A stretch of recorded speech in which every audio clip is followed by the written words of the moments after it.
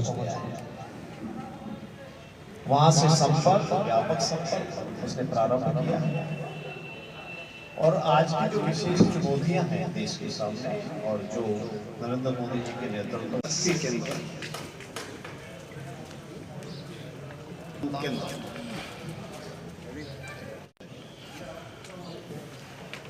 उसके 42 मंडल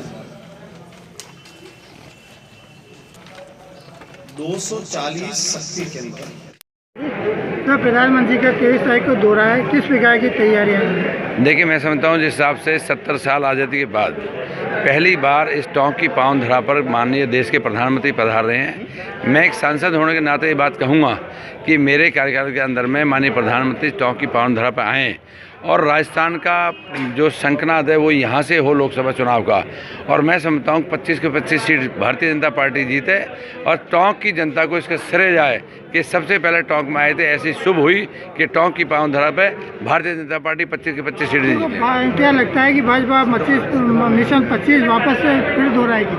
मैं समझता हूँ जिस आपका उत्साह जोश है उनमें कहीं कोई दो राय की बात नहीं कि 25 के 25 सीट भारतीय जनता पार्टी जीतेगी। प्रधानमंत्री स्वागत के लिए किस प्रकार की तैयारी है? देखिए, मैं समझता हूँ स्वागत प्रधानमंत्री तो एक आम जन की तरह पहुँचते हैं और जो यहाँ पर हमारे सारे जो प्रदेश नेतृत्व आए हुए हैं उस हिसाब से पूरी तैयारियाँ की हैं ताकि जो भी हमारे जनप्रतिनिधि हैं, पूर्व जनप्रतिनिधि हैं, उन सबका कहीं ना कहीं माननीय प्रधानमंत्री के साथ कहीं ना कहीं अट्रैक्शन हो कि कोई स्वागत में, कोई विदाई में, सब जगह उनको एडजस्ट करने की कोशिश की है। ये हमारे प्रदेश लेवल का काम है। रेल की घोषणा करेंगे प्रधानमंत्री? देखिए, मैं समझता हूँ रेल की घोषणा तो पहले बजट में आ चुकी है।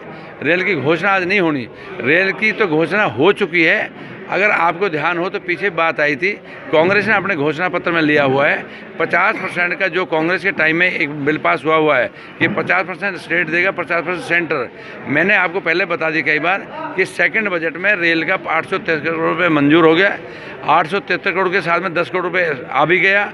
उसके बाद में उसकी अलाइनमेंट तक हो चुकी है। उसके बाद में जो ज़मीन का वो होना है उसके सारे पेपर बन चुके हैं। अब तो सिर्फ और सिर्फ 50% की पेमेंट स्टेट गवर्नमेंट दे दे, तुरंत अगले दिन हम काम शुरू कर सकते हैं। मुख्यमंत्री जी ने कहा था केंद्र का मामला है। देखिए, मैं मानता हूँ, मैंने आपको बताया कि केंद्र से वो मंजूर हुई है, लेकिन स्टेट गवर्नमेंट का टाइम का मतलब ये जो कांग्रेस गवर्नमेंट रही है उन्होंने एक बिल पास कर दिया था कि जब भी कोई ऐसी परियोजना जाएगी उसमें 50% मामला स्टेट का आएगा।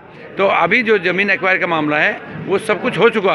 अगर 50% पेमेंट जिस हिसाब से कांग्रेस ने अपने घोषणा पत्र में लिया है वो तुरंत जमा कर दे, मैं इस बात का दावा करता हूँ कि माननीय प्रधानमंत्री से लाकर अगले दिन काम शुरू करा देंगे। 4 साल तक बीजेपी की भी सरकार रही केंद्र में, जो भारतीय जनता पार्टी की सरकार रही, उस वक्त ये काम क्यों नहीं हो पाया? मैं समझता हूँ उस टाइम ये सारा काम अब तक कंप्लीट हुआ था। आप भी समझते हो कि जिस हिसाब से रेल को बजट मंजूर किया गया, रेल की घोषणा हुई है, उसके बाद में अलाइनमेंट के लिए टीम पड़ी रही है। सारी टीम ने यहाँ काम किया है, ज़मीन के अलाइनमेंट किए, ज़मीन के विषय जो उसे घोषे कट रहे हैं वो सब चीज़ ज़मीन का मतलब एक एक चीज़ भाग बांट दिया कि ज़मींदार की इतनी ज़मीन आएगी, इसकी इतनी एक्विजिशन होगी, सबके DSR रेट, सर्कल रेट, वो सब चीज़ में टाइम लगता है और वो अब सब चीज़ उन्होंने कंप्लीट कर ली गई है।